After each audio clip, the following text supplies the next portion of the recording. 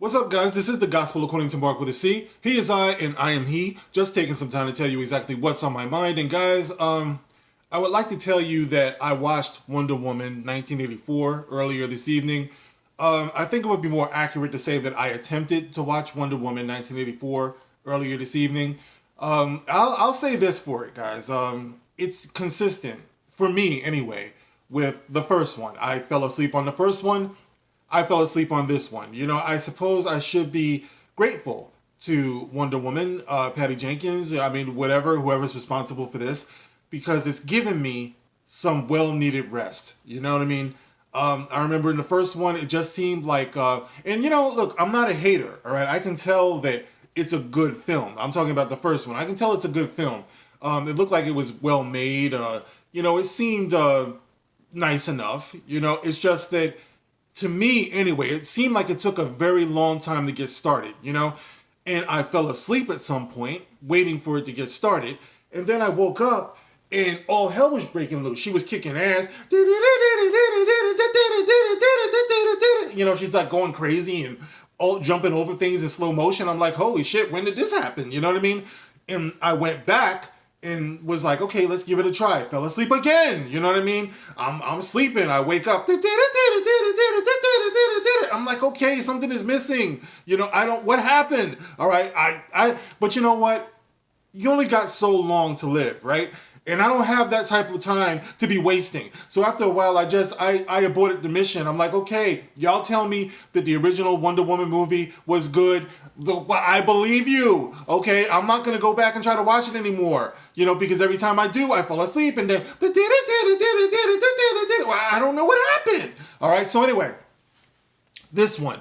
Wonder Woman, 1984, right? I start watching it. This shit is stupid, all right? There's nothing about it that pulled me in. You only have so long to appeal to me if you're a movie, There's got to be something that intrigues me, that excites me, something, you know what I mean? I was not getting that at all right? So I nodded out. When I woke up, Steve Trevor was there. I don't know how Steve Trevor got there. I don't know what was going on. I just know that somehow it has something to do with some type of freaking rock or something that grants wishes. So I'm going to assume that she selfishly wished for Steve Trevor to be alive again, right? And he must have come back to life. And I must have missed how or when that happened. But apparently there's some type of demonic possession, like force sex thing going on. Because I think what it is he is possessing like a spirit. He's possessing some other dude's body, which enables Wonder Woman to sleep with this other dude. You know what I mean? So really, isn't this kind of like rape? I don't know, because the other dude did not consent. For that matter, Steve Trevor did not consent either to be brought back to life. He must have been dead for what, like a couple of decades at least? I don't know, because the first one I fell asleep. How long has this man been dead? Isn't there a name for people who sleep with dead people? That's what she was doing. That's not Steve Trevor's penis. You know what I mean? What the hell's going on? Like, this is your hero? It's wrong, bro. It's wrong. Ethically, it's wrong on a lot of different levels. So I don't know where he came from. I don't know what that was about. But when Wonder Woman gets horny, apparently all ethical standards and morality goes out of the window. So she's banging some dude that a dead man is possessing, and nobody sees where that's problematic, okay? So there's that aspect of it. Now, maybe it's because I was drowsy, because I just woke up, but that's what I made of it all, right? And on the side of things, you got these other two characters, right? You got the Kristen Wiig character, whatever her name is, and she does the good girl gone bad thing that we've seen like a million times. And of course she has to be like, 1 minute she's frumpy, then the next minute she's wearing heels and tight clothes and, you go girl. All right. So that's going on. All right. The dudes who have been street harassing her pay the price for that.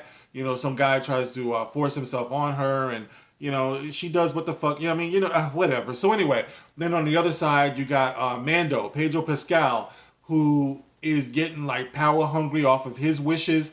He somehow manages to wish for himself to be the wisher or the wishy, or he tricks people into wishing things that he can benefit from, and he's slowly taking over the world, and it's just the whole shit is stupid, right? So at that point, at some point, I must have fallen asleep. When I woke up, Steve Trevor was gone again. I don't know what happened. I don't where did he go, guys? I don't know. See, this is kind of a spoiler, not spoiler, because I don't know what the fuck happened. You know what I mean? It's wrong. It's wrong that I should be falling asleep on this movie. This is a highly anticipated movie in a year where we needed to have a good movie. Now, somebody told me that Patty Jenkins and whoever the fuck is in control of this also, I forget the dude's name, that they were going for more of a Christopher Reeve Superman vibe, Richard Donner or whatever. And they wanted to have it be more whimsical, lighthearted, or whatever. And I could see for a brief second where they were going for that. You can see it every now and then, but they miss. They miss the mark, man. They want this thing to be so endearing and sweet, and I see where they're trying, but the shit just doesn't make any sense. All right, it's not engaging. It doesn't hold my attention. It's just stupid. Technically, it's stupid. When she's jumping through the air, when she's swinging, like what the hell? What is that thing going on with her that noodle, her rope, her lasso, or whatever? It looks ridiculous. She looks ridiculous flying through the air. What the fuck happened here, man? Like oh my God, they let me down so bad, so bad. It's not like I thought this thing was going to be crazy. I mean, when I watched the trailer, I was thinking to myself, she looks ridiculous in that gold outfit. You know what I mean? It just looks stupid to me. The whole thing looks stupid to me. And it was stupid. And it was worse than stupid because it was boring. I wouldn't recommend this to my worst enemy, guys. I'm not saying it was just the worst movie of the year. I'm just saying it was full of shit. All right? So here's the thing, right? I have this rating system for people, longtime viewers of my channel know. And it's called the flush system. It's 4 flushes, 1 or 0 to 4 flushes. If I give you 4 flushes, it means that it's full of shit, and you just have to keep on flushing it to get all of the shit out of there. If I give it 0 flushes, it means there was no shit involved. That means that it's a perfect score. It was a good movie. All right. So anywhere in between is the level of shit that this movie is. I'm gonna give this movie 4 flushes. It's backed up with shit. It's ridiculous. All right. So no return viewings. I don't want to try to figure out what was going on here. The only thing that I can say, right, is that the after credit scene, Linda Carter shows up. She says something. She still looks great. She's beautiful. Oh my God, Linda Carter. I mean, she's just beautiful. I mean, there's no other way that I could put it. Even in her old age, she's beautiful. She's sweet, and her voice is sweet, and just lovely, just lovely. And I don't blame the actors at all. By the way, I don't blame Gal Gadot. I don't blame Chris Pine, although he shouldn't have taken the role.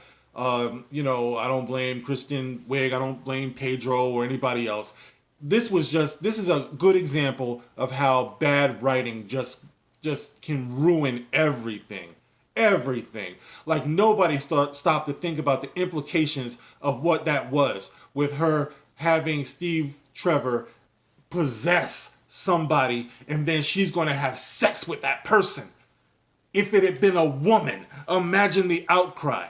You know what I mean? There have been movies made about people who make wishes like this, and usually they're horror films. I could see if you went back before Steve Trevor died and tried to change the events that led up to him dying to change his fate. All right? But the man was dead. He went on to his creator. He found peace in the arms of his loving Lord, and you ripped that man out. You ripped his spirit. You raped his soul. This is terrible. Oh my God. This movie is this is the most disturbing movie of the year. Easily. I'm not saying it's the worst movie, but ethically, this is a very disturbing, dark movie in disguise as a light movie. You know what I mean? So I don't know, guys. If you've seen this film, and I ain't paid for it either, fuck that. But if you've seen this film, right? I know there's a lot of people who probably loved it. And if you loved it, we're in that age now where you have to say, I'm glad that you loved it. You don't have to agree with me. My take is probably way out there. A lot of people don't think the way I think. I'm touched. I'm disturbed. I admit it, So you don't have to agree with me. That's cool. I get it, man. I understand. I'm self-aware. But you can get in the comment section. Let me know what you thought of this. As always, you can like, you can share, you can subscribe, you can catch me on Twitter. The link will be in the description below. All right, guys, I'll catch you on the next one. This is the Gospel According to Mark with a C. Rock on.